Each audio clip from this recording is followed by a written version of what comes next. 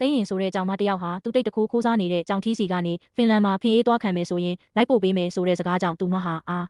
ဖင်လန်လို့အော်ဟစ်ပြီးသူမအရှိကဟင်းအိုးရဲကိုခုန်ချလိုက်ပါတော့တယ်။ဒါပေမဲ့ခိုးစားတဲ့ကြောင်ထီးကတော့သိရင်ကိုဖင်လန်မဟုတ်ပဲမာလကီယာကိုရောက်သွားအောင်စီစဉ်ခဲ့ပါတယ်။သိရင်ဟင်းအိုးရဲခုန်ချသွားပြီးမကြခင်မှာပဲသူမရဲ့ခင်ပွန်းဒီဟာရုတ်တရက်အိမ်ကိုရောက်လာခဲ့တဲ့ဇနီးဒီအိုးရဲရောက်နေတာကိုမြင်တော့ခင်ပွန်းဒီကအော်ငိုလိုက်တယ်။တားဖနှစ်ယောက်ဟာသိရင်ရဲ့အုတ်ကူဘေးမှာဝမ်းနေပူဆွေးစွာလွမ်းဆွတ်တန်းတာနေခဲ့ကြတယ်။ဒါပေမဲ့အိမ်ပြန်လမ်းမှာလမ်းလျှောက်နေတော့ခင်ပွန်းဒီဟာချောမောလှပတဲ့ကြောင်မတကောင်ကိုမြင်မြင်ချင်းချစ်မိသွားပြီးကြောင်မကိုနမ်းလိုက်ကသူ့ရဲ့ကြောင်ကလေးကိုပစ်ထားခဲ့ပြီးလက်တွဲကထွက်သွားခဲ့ပါတယ်။ကြောင်ကလေးဟာငိုကြွေးရင်းကြံခဲ့ရပြီးသူ့အမေသိရင်ဟာနှာဘူးမဖြစ်ပေမဲ့လည်းတတိယကငိုကြွေးနေခဲ့ရပါတယ်။သိရင်ရဲ့ခင်ပွန်းဒီကတော့ဇနီးတေပြီးနောက်နေ့မှာပဲအခြားကြောင်မတကောင်နဲ့မင်္ဂလာဆောင်လိုက်ပြီးကြောင်ကလေးကိုလုံးဝမေ့ပစ်လိုက်ပါတယ်။